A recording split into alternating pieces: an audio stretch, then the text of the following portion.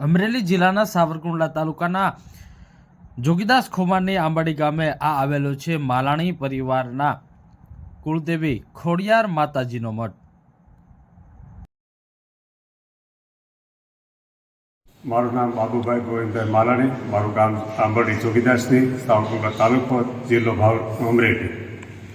મારું અહીંયા માતાજીનો ખોડિયાર માતાજીનો મઠ છે અને એમાંથી જે 7x7ની રૂમ હતી એમાંથી પરિવારે બહુ સહકાર આપ્યો અને ધીમે ધીમે અહીંયા મકાન લીધા અને 1.5 કરોડ રૂપિયાના ખર્ચે। ત્યાર પછી બધા પરિવારને એવું છે મંદિર તમે બનાવવું છે, હોલ ને એવું તો બનાવ્યું છે।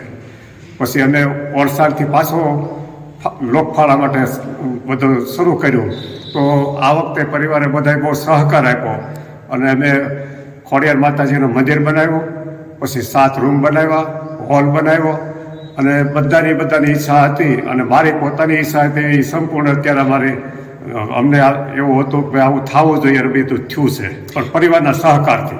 દાદા, ક્યાં માતાજી છે, કયો મઠ છે, કેટલા લોકો અહીંયા આવતા હોય છે, કેટલા વર્ષ જૂની છે?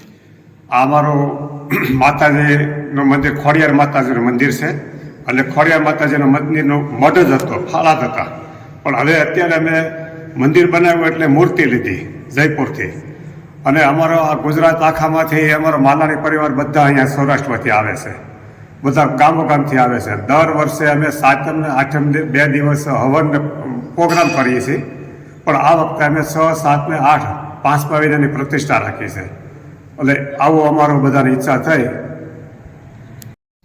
અમરેલી જિલ્લાના સાવરકુંડલા તાલુકાનું આંબડી જોગીદાસ ખોમાના આંબડીમાં 250 વર્ષ જૂનો આ ખોડિયાર માતાજીનો મઠ આવેલો છે। માલાણી પરિવારનું આ આસ્થાનું કેન્દ્ર છે। માલાણી પરિવારના કુળદેવી ખોડિયાર માતાજીનો મઠ છે। હાલ આ ખોડિયાર માતાજીનું મંદિરનું કામ ચાલી રહ્યું છે, માતાજીના મઠનું કામ ચાલી રહ્યું છે। ધાર્મિક અને આસ્થાભર્યા વાતાવરણ સાથે આ મઠ ઓળખાય છે।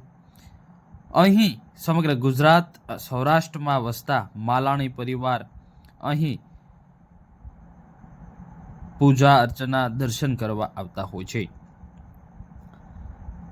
હાલ આ મઠનું કામ ચાલી રહ્યું છે। 250 વર્ષ જૂનો આ મઠ છે।